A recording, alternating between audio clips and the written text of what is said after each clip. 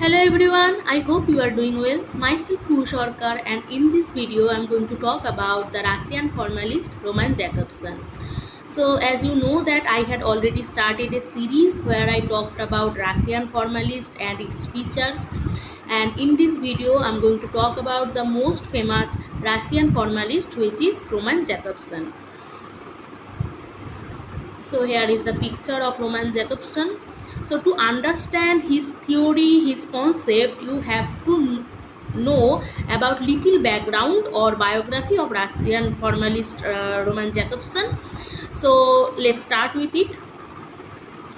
Roman Jakobson was a Russian linguist and literary theorist. He was a famous literary theorist and linguist. Was a key figure in the development of structural linguistics, which studies the study of language. So he studied the structure of language. Alongside Nikolai Trubetskoy, he created new methods to analyze how sounds work in language, essentially establishing the field of phonology. Jakobson did not stop at sound, but he also applied his study of language like grammar, word forms, meaning. So, as a Russian formalist, he worked on form, structure, grammar, syntax, figure of speech also. So, his work greatly benefited Slavic languages, particularly in Russia, and also the verb categories. He worked on verb categories. Then he drew inspiration from C.S. Peir's semiotics, communication theory, and cybernetics to develop methods for analyzing poetry, music, visual art, and also cinema.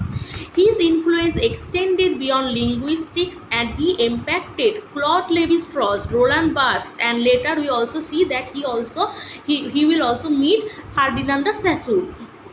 So Jakobson, after the Second World War, as structuralism popularity declined, Jakobson's work remained relevant. So after the structuralism theory declined, but his work, Jakobson's work remained relevant. His theory, particularly linguistic universals and distinctive features, profoundly influenced Noam Chomsky. So he also influenced by his theory to Noam Chomsky, who was a dominant figure of the theoretical linguistics. So he was born in Russia, and he was from a well-to-do family, and he was a Jewish descent. So he was a Jewish, developing a fascination with language at a very young age. As a student, Jakobson was leading figure of the Moscow linguistic circle. So as you know that for Russian formalism theory, these three schools are very much important, which are the Moscow linguistic circle, Prague linguistic circle, and Opvoyage. So Jakobson was involved in both these schools. He was involved in Moscow linguistic circle and later in Prague. One of the movement consisting Russian formalism, taking part in Moscow's active world avant-garde art and poetry. So he took part of avant-garde movement for art and poetry. Then later he also became the professor in Russia, in Moscow. Then that same year, Jakobson moved with his Moscow colleague N.S. Trubetskoy to Prague and continued his doctoral studies. Here he also met with other professors, and there he also met Swiss linguist Ferdinand de Saussure to Prague. And then what they did, they made a group, and they made a club or group, and which is later called the Prague Linguistic Circle. And then the Prague Linguistic Circle was born. And here he also met Russian linguist Willem Mathesius. There he also met Willem Mathesius. So who was Willem Mathesius? He was the founder of Prague Linguistic Circle. In my previous video I had already told it. Then Jakobson started studying linguistics. The dominant approach was, so when Jakobson started linguistics, the dominant feature of dominant approach of linguistics was diachronic. And what is diachronic? This means the language was studied according to the development over time. So dia means throw and chronos mean time in Greek, and diachronic means through time. When we look a language through time, over time, it is called diachronic approach. But after meeting with Ferdinand de Saussure, he changed his concept and took the opposite approach. And what was it? It was synchronic study of language. And what does it mean? The study of language at particular movement. Syn means same in Greek, and synchrony means same time. When we study the language in particular time or same time, it is called synchronic. And diachronic means when we study a language over time. So let's know, or let's understand more about it. What is synchronic and diachronic approach? The synchronous approach observes the language from a static point of view. From a static means the meaning of the word does not change. From a static point of view, and performs a temporal cut and determines which the guidelines the structure of language at that moment accepted by linguistic community. Means it shows the language in a particular time, in present time. Mean the word, you can take any word like cat. Cat mean what? In present time, cat mean animal, a billy or biral. So you are taking this word in a present time, in the same time when we are living. It is called synchronic approach. But diachronic approach examines its revolution, the word's revolution, how the word came, how the word changed, how it changes its value, how the meaning changed. So it focuses on the investing, how the signs of the words are modified, new ones appear and other one becomes archaic. How the word, the new thing, the new meaning added with the word, or how the meaning, some word become archaic, how the meaning become also archaic. If I give you an example like the word last, L-U-S-T, last. If you see the ancient meaning of the word last, you can see the last mean energy. So in Buell also you can see there are use of the word last. So their last mean energy. But when you see this word meaning now, the contemporary time, it is mean sexual energy. So it's change its time over time, it's change its meaning over time. So when we see the meaning of the word, how it changed over time, it is called diachronic approach. And when we see the meaning of the word in present time or in same time, it is called synchronic approach. So I hope you understand. So after some political ups and downs, he also changed his view or concept, and he also have to flee from Russia and join in Prague linguist. So now we are going to see the concept of Roman Jakobson, for which he was famous. For he was famous for. One of the most well-known aspects of Jakobson's work in his theory of communications functions.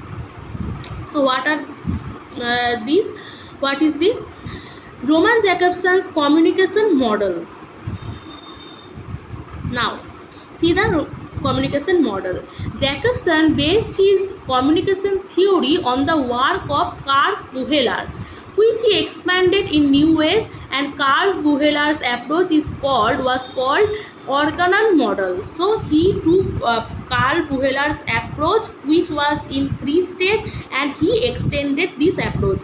So Karl Buehler organon model gives 3 stages, which are the sender, message and receiver. So he said that in communication there are 3 stages: sender, message and receiver.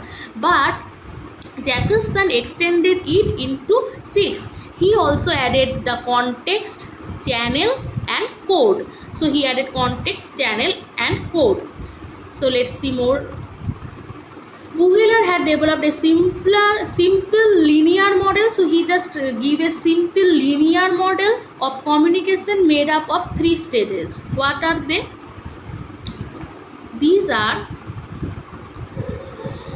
the sender of the message. So the sender of the message or communicative act, the message or the communication act, and the receiver of the message. So he gave the 3 stages.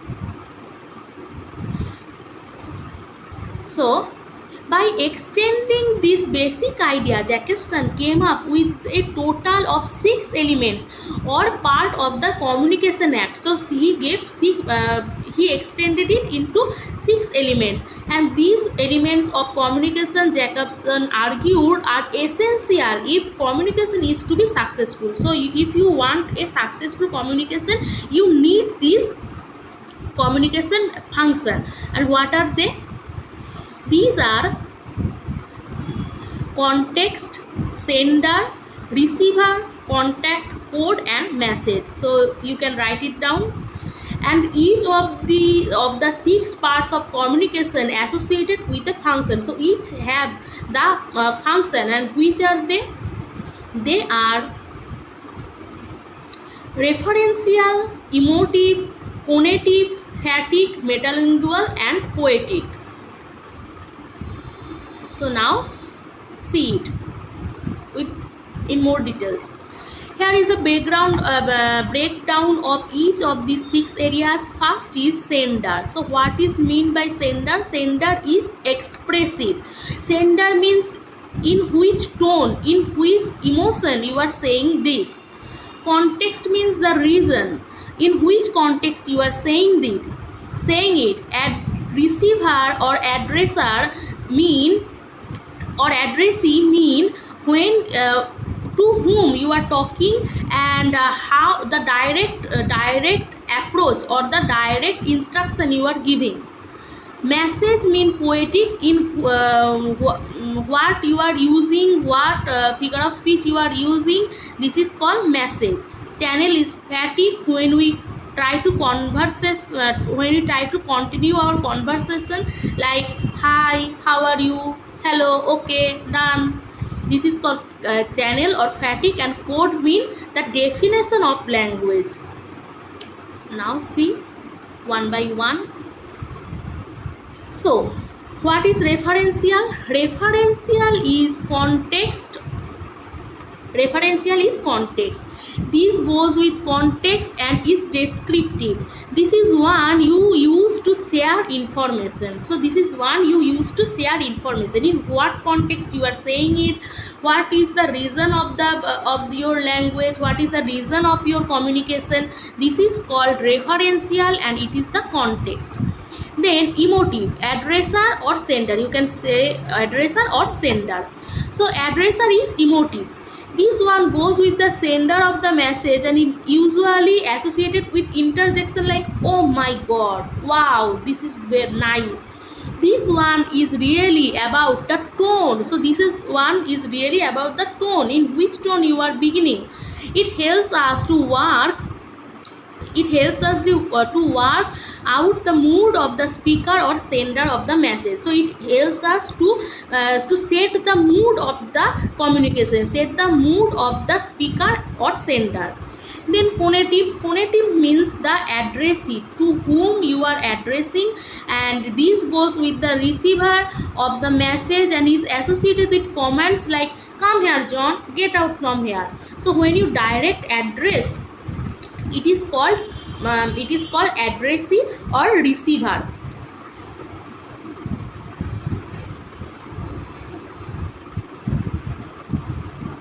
Then phatic mean when you are saying something in bits of pieces, like to continue your conversation. Like when you meet someone new, you say good morning, how are you, then to continue the flow of the communication you say okay, yes I understand, hi, hello. This is called fatigue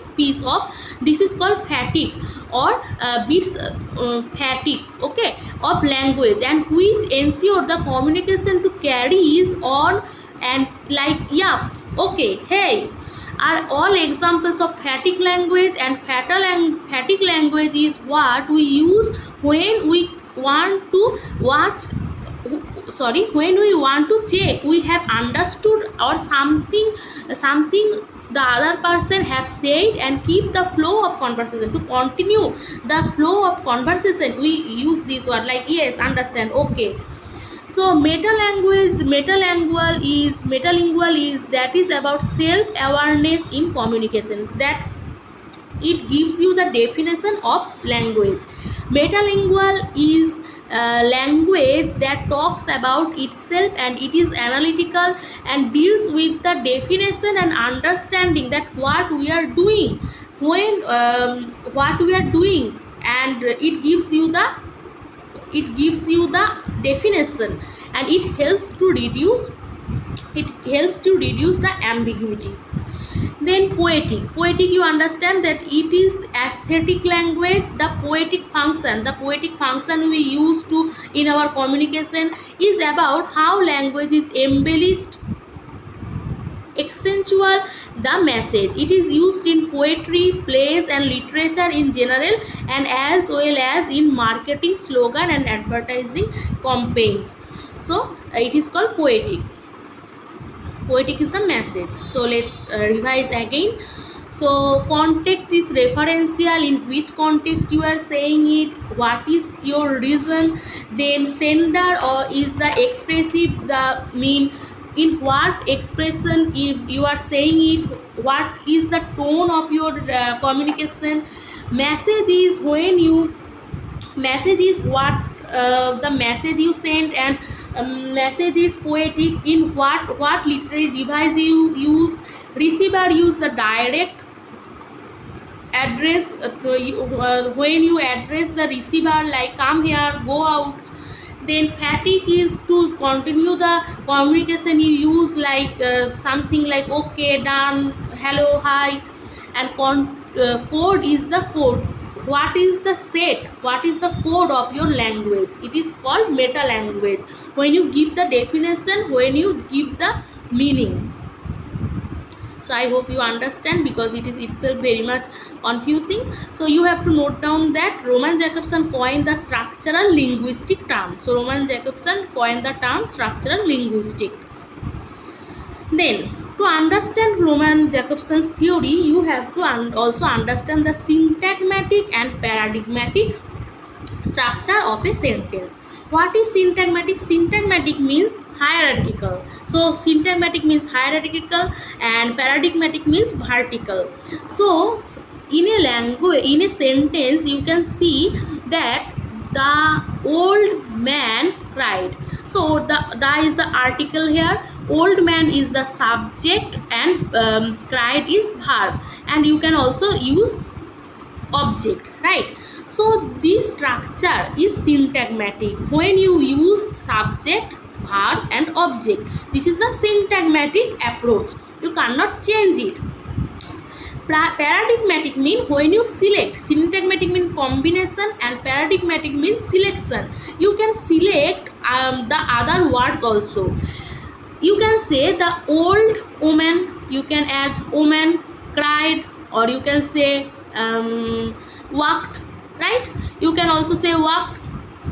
Then you can also say the little boy danced, the little girl cried. So you can use the pretty woman danced, you can select, but the form of the sentence, the structure which is SVO is cannot change. So when you change it in vertical order, it is called paradigmatic, and when you change it hierarchical order, it is called syntagmatic. So this is the concept. Now understand the second thing. Jakobson use the metaphor and metonymy figure of speech. For what reason and for which reason he used it? He wrote a text, he wrote an essay which is two aspects of language and two types of aphasic disturbances. So he found that those patients who have the aphasic disturbance mean a person who have a problem, a variety of problems with verbal expression. Those person who have the problem to express their language, to express their emotion in language is called aphasic.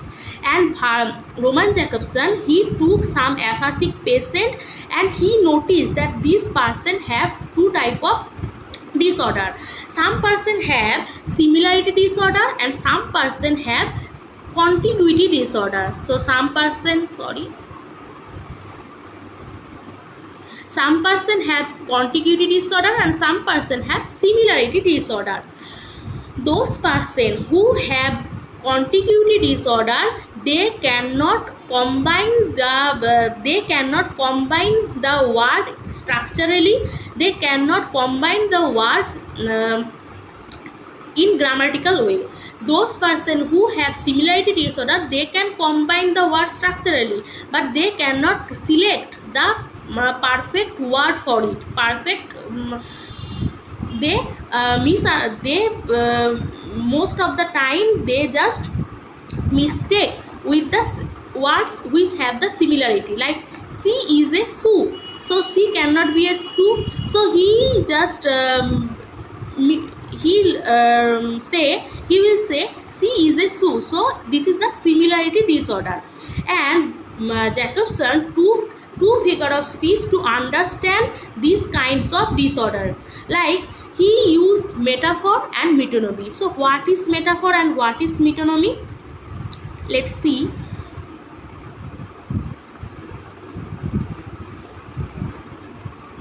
Metaphor.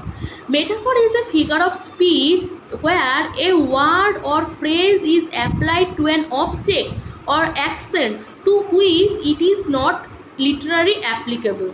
You will say that you are my love is like a red rose. So my love is like a red rose. So if you see it literally, it does not have any connection. Love cannot be a rose. My beloved is as beautiful as a, my beloved is beautiful like a rose. So simile is also a kind of metaphor, right? So the rose have no connection with the beloved. You are my son, you are the son of my heart, means you have the importance of in my life, right? But the son does not have any connection with the beloved. Then what is metonymy? Metonymy is a literary device that involves the substitution of a name of an attribute or adjunct for the thing meant. Metonymy mean the part of the whole. When you say the pen is mightier than the sword, so what is pen? Pen mean the poet and sword mean the king. So if it has the literary connection, right? Author or poet always use the pen to write his writing, and the king also used the sword to fight.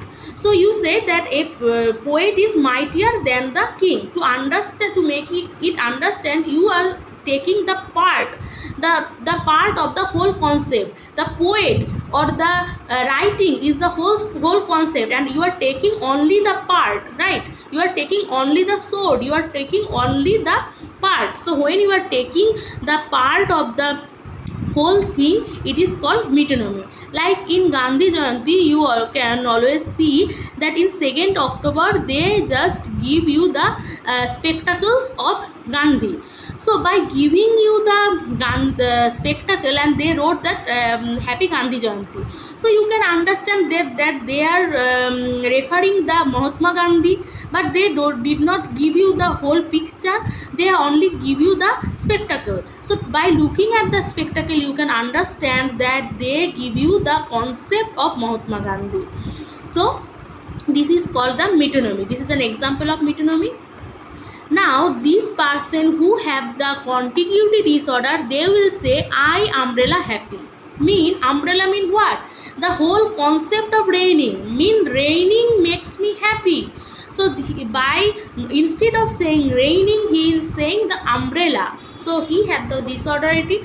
So he said umbrella make me happy, and like that it is the person who have the similarity disorder, he will say she is a shoe. So she cannot be a shoe, but she, instead of saying anything else, he is saying she is a shoe because he have the similarity disorder. Like if, instead of saying the cat is sleeping on the mat, you are saying mat is sleeping on the cat. So this time you have the similarity disorder, and to similarity disorder is the metaphor. He describe it with metaphor, figure of speech, and to contiguity disorder he describe it to the metonymy disorder. Okay,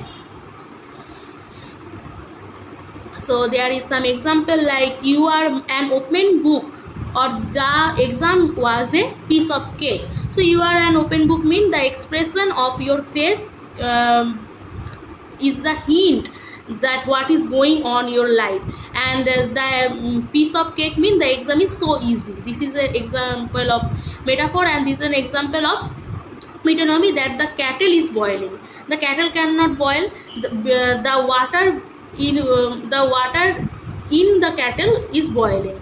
He likes Hemingway. He cannot like Hemingway. He is lying Hemingway's work. So he just taking the whole the part of the whole concept. The Hemingway's work, he is taking only the Hemingway. It is called metonymy. Jakobson worked with aphasics to see how they see and watch ordinary speech. So he worked with this aphasic patient to see that how they see and create or make the ordinary speech. And he says in a quotation that to speech implies a selection of certain linguistic entities and their combination into linguistic unit of a higher degree of complexity. So they went through the higher degree of complexity. So in that you can write it down.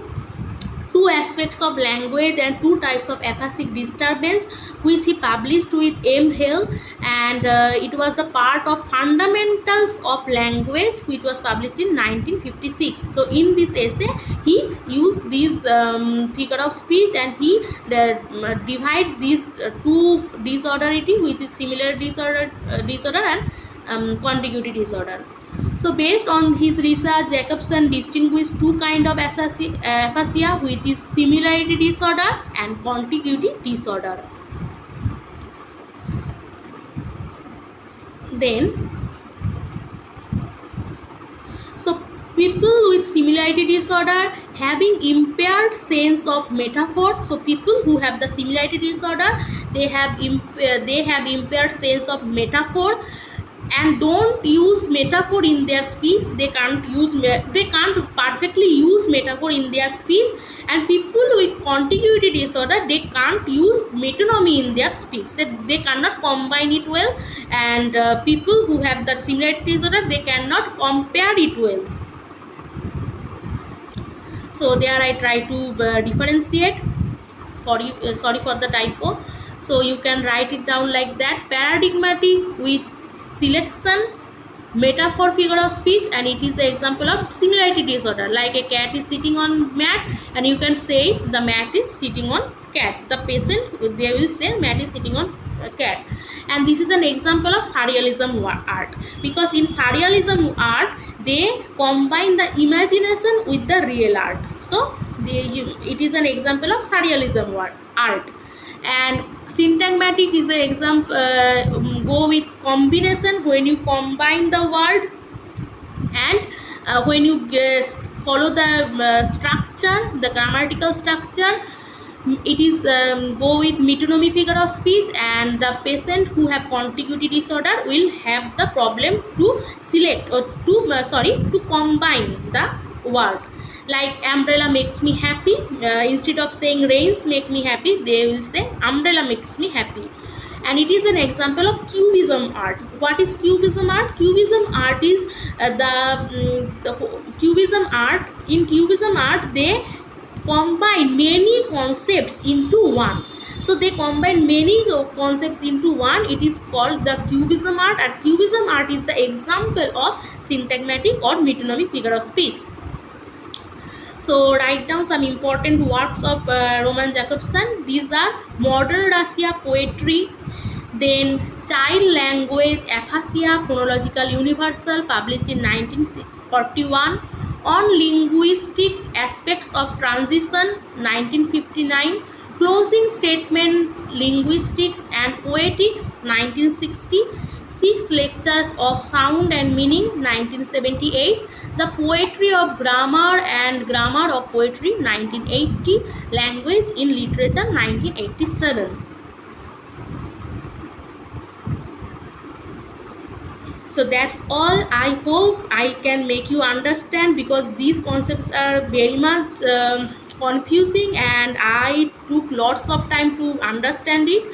So maybe it's helped you, and thank you for giving your time. And if you like, please subscribe my channel so that it makes give me the motivation. Thank you.